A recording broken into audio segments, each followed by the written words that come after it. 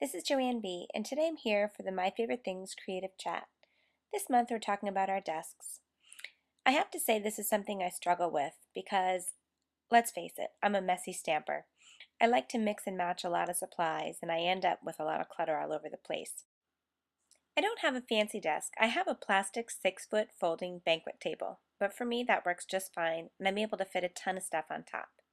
I couldn't work without my score pal and my score mat. That's really my primary stamping space.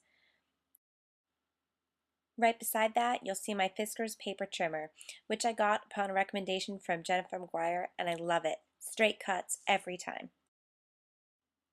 I do always try and keep a few sets of pattern paper at the ready.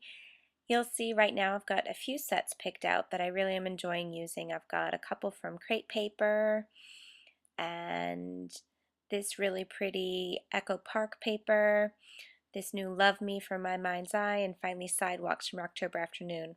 So I kind of keep a stash of ones that are my go-to papers right on hand. Just on the other side of my Fiskars trimmer, I have a similar pile of 12 by 12. It's some 12 by 12s that I like, these fun button embellishments that I picked up at my local scrapbook store, and then this craft corrugated cardboard. These are kind of my leading supplies right now. Hanging directly above my desks, I have a set of shelves that we got at the Container Store. Up in those two white bins, you'll see my primary 6 by 6 paper storage, and just below, my 12 by 12 pattern paper storage.